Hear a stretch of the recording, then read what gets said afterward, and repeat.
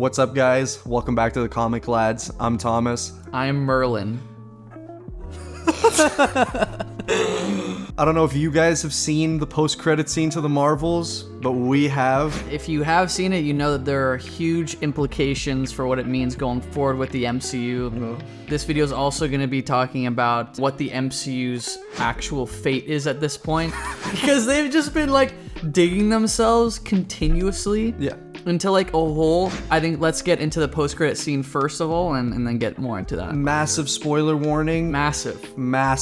If you haven't seen the Marvels, I mean, go watch it. A lot of people won't though, because apparently it's like the worst shit ever. Let's also say we haven't seen the Marvels. We haven't. We probably won't ever. We are day one MCU fanatics. Yeah. But like the recent barrage of just like multiverse of madness, fucking Thor Love and Thunder, Wakanda Forever, She-Hulk, Miss Marvel, Moon Knight, fucking Quantumania. Oh my god, dude, like it's just killing us. And at this point, like there's no part of me that wants to see the Marvels. Yeah, there's nothing. All right, so let's actually get into it now. Okay. So it looks like Tiana Paris's Monica Rambeau character winds up in an alternate universe where she meets X-Men 3, I'm assuming Beast? Yeah. It seems like they wound up in the Foxverse, you know what I mean? With like the original X-Men cast from way back in the day. And I'm like, what the fuck are we doing? It's awful. And you know, I think the implication here is that this is the MCU's way of introducing mutants. And I don't think it's going to be through natural ways like building them in the established MCU universe, but I think this is all leading to Secret Wars. And they're just going to mash these universes together, and it's just going to be an artificial way for you to have interest in it without so actually laying down anything in its own universe. No, that's so ass, dude. Like after, if they reboot, it's finished. Yeah. Like, you just have no ideas anymore. The MCU at this point doesn't even have the confidence in its own characters to do its own thing, because the MCU is hanging by a thread right now, dude. Guys bought these characters and like waited 5-6 years to use them, only to use the ones from the fucking 2000s movies. Like what is Patrick Stewart's like 85-year-old self doing in these movies again? I know. Like, and that's the other thing, is that it's like it's getting too cluttered at this point. You know what I mean? I think this whole idea with the multiverse, it's fun in theory. You know what I mean? You could just be like, oh, this person's dead, but look, there's a Tony Stark in another universe that's gonna come to ours. But it feels sucks. It feels cheap.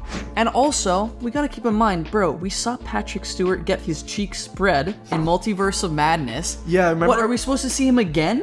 Yeah, remember when she broke his neck in his mind and that killed him in real life? Yeah, and he just, bro, the way he dies is like he was like me falling asleep in like high school, like on my desk. Like he did one of these. Can't believe it, dude. So bad. I'm gonna get into a couple of like shitty rumors and like possible leaks for future movies. They might not be true. Hopefully they're not. I saw something recently that the two leads of Secret Wars are gonna be like Hugh Jackman and Toby. Like what? Bro, we've so lost. You have to understand, this is a 15+ year franchise at this point.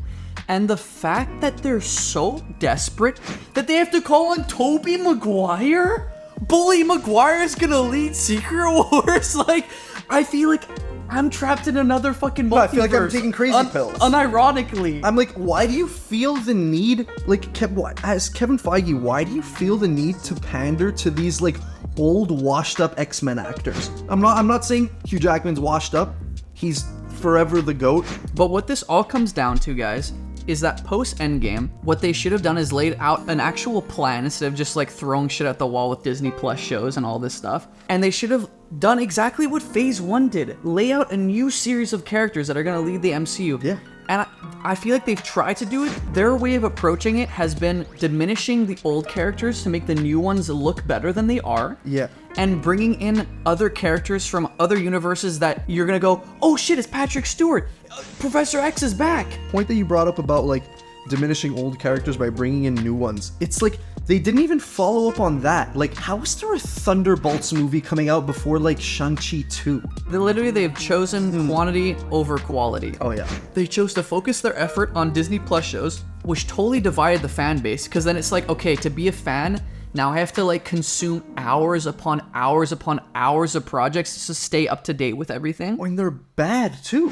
It's like horrible. there's like Horrible. the good ones are anomalies, and it's because there were some people that actually had good ideas. Like WandaVision worked because it was a story that people thought about, so it was low key. But then the other ones, it's like, you guys don't know how to write a show. One thing that you brought up before that I wanted to talk about, bringing it a little back to the Marvels, bro, that last trailer. So the last trailer for the Marvels.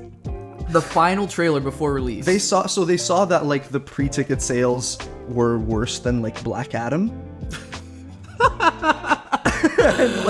and so they were like, okay, for our final trailer, let's like put like all the Avengers in it that are like dead or like not in the movies anymore. It's like so embarrassing, bro. And everyone saw through it. Yeah. The MCU has such a lack of confidence in their characters now that they're bringing characters that have been dead for the last 5 years into the trailer. And they're like, yeah, There was an idea. Like, what the fuck? Yeah, they're like, remember Iron Man? Oh, like Captain Marvel was in a movie with him at one point. The MCU acquiring Fantastic Four, acquiring X-Men, the whole mutant storyline at their fingertips. I wanted them to put their own twist on it. Yeah. And I think that this post-credit scene is just such a cheap way for them to like use an IP that we're already familiar with and be like, oh, you know Beast from the Foxverse? He's in the MCU now. Their success has only been relying on cameos and callbacks at this point. It's just depressing, bro, because like we've been fans of this since we're 8 years old. It's like watching a part of yourself die. It is. No, it like is. that may sound dramatic, but it's like, But it is though. I feel like betrayed by Kevin Feige, bro. he's like the homie that like backstabs you. Yeah, he's right. It's like Judas, bro.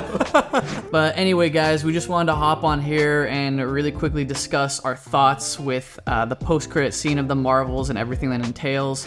And also kind of just, I think, get out some of our frustrations for what the MCU has done to itself in the last few years. This is just like bottled up inside. I know, it just all came out. Also, let us know down in the comments below what type of videos you want to see. What do you guys want us to talk about? Please make sure to subscribe if you want to see our future content. Leave a like if you enjoyed the video. It really helps us out as a growing channel. Yep. Yeah, guys, we'll see you on the next one.